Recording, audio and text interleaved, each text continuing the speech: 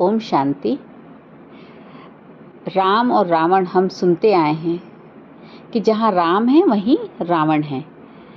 तो इसको अगर हम ज्ञान की दृष्टि से देखें तो जो शरीर भान है, जो देह अभिमान है, जब हम अपने आप को ये समझते हैं कि हम कुछ हैं, है ना, शरीर, तो शरीर से जुड़ी हुई हर चीज़ों से हम अपना लेबल टैग लगाते जाते हैं और हम धनवान हैं, हमारे पास संपत्ति बहुत है, हम ये हैं, हम वो हैं।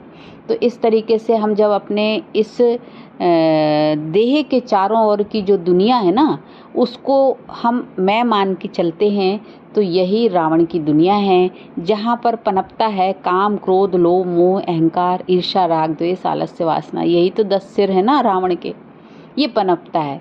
तो हम जब इस स्तर पर जीते हैं, हमारी ऊर्जा जो है वो उसका लेबल ये होता है, देह अभिमान में हम जब जीते हैं तो हम रावण की ही दुनिया में हैं। लेकिन जब हम परमात्मा को याद करते हैं, परमात्मा के ज्ञान को सुनते हैं, उससे नाता जोड़ते हैं, तो हम धीरे धीरे राम को जान पाते हैं और हम रावण की दुनिया से निकल के वापस राम की दुनिया में जाते हैं। माने हमारी आत्मिक ऊर्जा जो है वो, उसका लेवल हाई हो जाता है, हाई कॉन्शियसनेस में चले जाते हैं हम।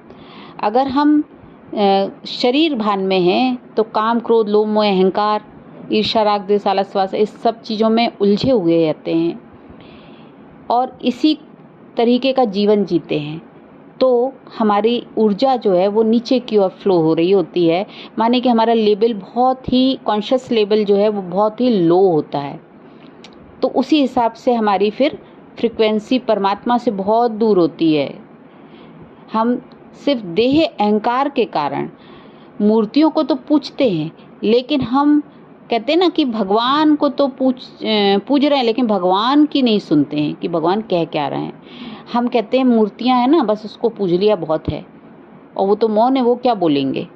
लेकिन भगवान मानिए यूनिवर्स की जो परम शक्ति है वो कुछ कह रही है, ईश्वरीय नियम कुछ कह रहे हैं, उसको हम सुनना ही नहीं चाहते, उसको हम समझना ही नहीं चाहते।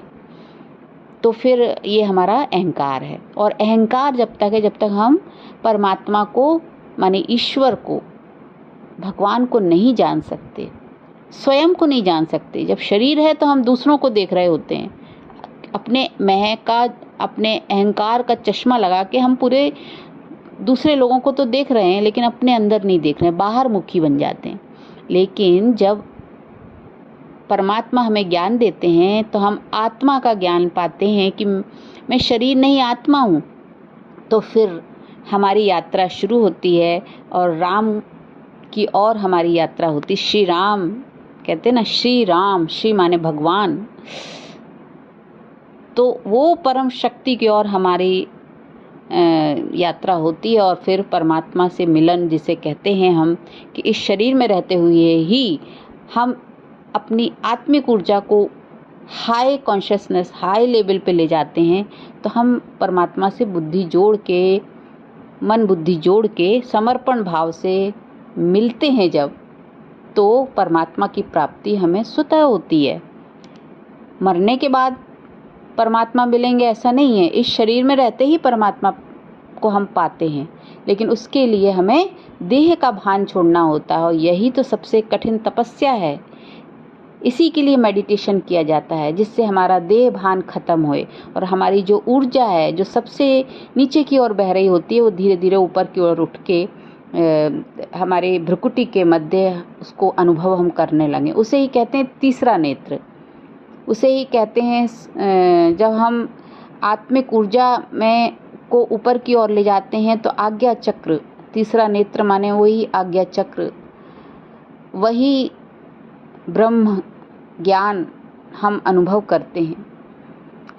तो इस तरीके से जब हम परमात्मा से बुद्धि जोड़ेंगे तभी हमारा अहंकार ख़त्म होता है। अहंकार का जो ये कोट पहने होते ना, इसको उतारना बहुत ज़रूरी है।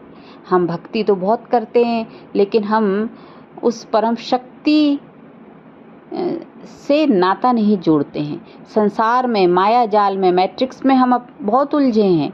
देह जब समझ रहे हैं अपने आप को, तो हम फिर माया जाल में फंसे हुए हैं। तो जहाँ माया है, जहाँ हमारे ये भौतिक संसार है जिसके बीच में हम फंसे हुए हैं, वहाँ पर हम परमात्मा को, ईश्वर को पा ही नहीं सकते, अनुभव ही नहीं कर सकते, उसका सानिध्य पा ही नहीं सकते। और परमात्मा को नहीं पाना माने अपने आप को भी नहीं जान पाना। बस माया को देख रहे हैं, बाहर बाहर की यात्रा कर रहे हैं, लेकिन जब हम अपने आप को देखना चाहते हैं, अंतर यात्रा करनी पड़ती है और वहीं परमात्मा को हम अनुभव कर पाते हैं। और इस देह से ऊपर आत्मिक ऊर्जा हमारी जब भ्रुकुटी के मध्य में, तिलक के स्थान में अनुभव करने लगते हैं, निरंतर अभ्यास से हम परमात्मा को हर पल अपने साथ पाते हैं। यही तो मेडिटेशन है, यही अभ्यास करते रहना है और रावण की दुनिया से अपने आप को मुक्त करना, इसे ही कहते हैं मुक्ति। ओम शांति।